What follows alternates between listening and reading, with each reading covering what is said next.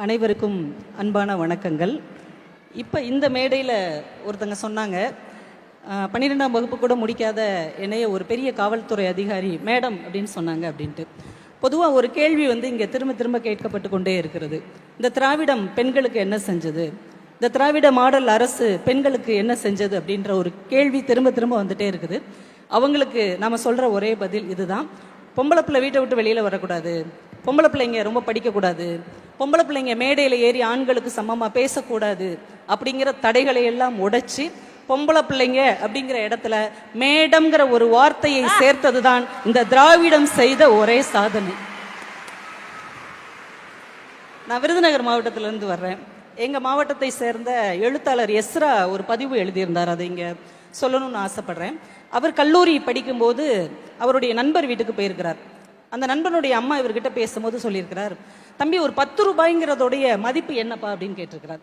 இவர் சொல்லியிருக்கிறார், 10 ரூபாயோடைய மதிப்பு என்னம்மா, 10 ரூபாய் தானே அப்படின்னு இருக்கிறார். இல்லப்பா, எனக்கு கிடைச்ச ஒரு 10 ரூபாயோடைய மதிப்புங்கிறது பல லட்சங்களுக்கு சமம் அப்படின்னு சொல்லிட்டு அவங்க ஒரு சம்பவம் சொல்லியிருக்கிறாங்க. நான் ஒரு 25-30 வருஷத்துக்கு முன்னாடி இந்த வீட்டுக்கு கல்யாணம் ஆகி வரும்போது ஒரு கிராமத்து பொண்ணா, வெள்ளந்தியான பொண்ணா வந்தேன். இது ஒரு பெரிய குடும்பம், கூட்டு குடும்பம். ஆளாளுக்கு என்னை திட்டிக்கிட்டே இருப்பாங்க, ஆளாளுக்கு அறிவுரை சொல்லிகிட்டே இருப்பாங்க, யாராச்சும் என்னை வேலை ஏவிக்கிட்டே இருப்பாங்க. எனக்கு ஒரு மாதம் இங்கே இருக்கவங்களே மூச்சு முட்டி போயிடுச்சு, ரொம்ப திணறிட்டேன்.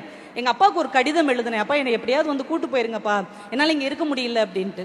உடனே எங்கள் அப்பா வந்துட்டார். வந்துட்டு என்கிட்ட பேசிகிட்டு இருந்துட்டு, அம்மா இது உன்னுடைய வீடு தான்மா, இங்கே இருக்கிறவங்க எல்லாருமே உனக்கு சொந்தக்காரங்க தான், நீ இங்கே உரிமையாக இருக்கலாம், உன்னால் முடிஞ்ச அளவு நீ சமாளிச்சு பாரு, உன்னால் முடியலைன்னா அப்படின்னு சொல்லிட்டு ஒரு 10 ரூபாயை தன் மகள் கையில் கொடுத்துட்டு, இந்த 10 ரூபாய் நம்ம ஊருக்கு வர்றதுக்கான பஸ் சார்ஜ், நீ கிளம்பி வந்துரு, உனக்கு அப்பா இருக்கிறேன் அப்படின்னு சொல்லிட்டு போயிட்டாராம்.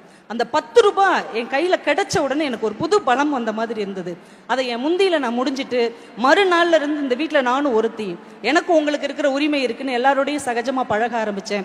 இந்த 30 வருஷத்தில் இந்த குடும்பம் தலை நிமிர்ந்து நின்றுருக்குன்னா அதுக்கு நானும் ஒரு காரணம். இன்னைக்கு நான் தான் அந்த குடும்பத்தின் முக்கியமான ஆணி வேர் அப்படின்னு சொல்லிட்டு, அதுக்கு காரணம் எங்க அப்பா எனக்கு கொடுத்த 10 ரூபாய் அப்படின்னார். இன்னைக்கு இந்த மேடையிலே நிறைய பெண்கள் விடியல் பஸ் பயணமா இருக்கட்டும், படிக்கிற பிள்ளைகளுக்கு 1000 ரூபாய் உதவித்தொகையாக இருக்கட்டும், இல்லத்தரசிகளுக்கு 1000 ரூபாய் உரிமை தொகையாக இருக்கலாம், அது வெளியில இருந்து பார்க்குறவங்களுக்கு ஒரு சிறிய தொகையா இருக்கலாம். ஆனால் ஒரு அப்பா மகனுக்கு நிறைய பணம் கொடுப்பார். அந்த பணத்துக்கு என்ன வடிவம் எனக்கு தெரியல, ஆனா அப்பா மகளுக்கு கொடுக்குற ஒவ்வொரு பணத்துக்கும் ஒரு வடிவம் இருக்கிறது. இது என்னுடைய பணம், நான் என் சொந்த காலில் நான் நிற்கிறேங்கிற சுய மரியாதையின் வடிவம் அது. என் தேவையை நானே பூர்த்தி செஞ்சுக்கிறேன் அப்படிங்கிற மன எழுச்சியின் வடிவம் அது. எங்க அப்பா எனக்காக தந்தது, இது என்னுடையது என்கின்ற உரிமையின் மறு வடிவம் அது. இங்கே ஒரு தகப்பன் ஸ்தானத்தில் இருந்து தன்னுடைய தமிழ் பெண்களுக்கு மாதா மாதம் அப்பா இருக்கிறேன் என்கின்ற மன தைரியத்தை, மன எழுச்சியை, மன துணிச்சலை தந்து கொண்டிருக்கிற நம்முடைய மாண்புமிகு முதல்வர் அவர்களுக்கும், மாண்புமிகு துணை முதல்வர் அவர்களுக்கும் ஒட்டுமொத்த தமிழ்நாட்டு பெண்களின் சார்பாகவும் நன்றிகளையும் வணக்கங்களையும் தெரிவித்துக் கொள்கிறேன். நன்றி.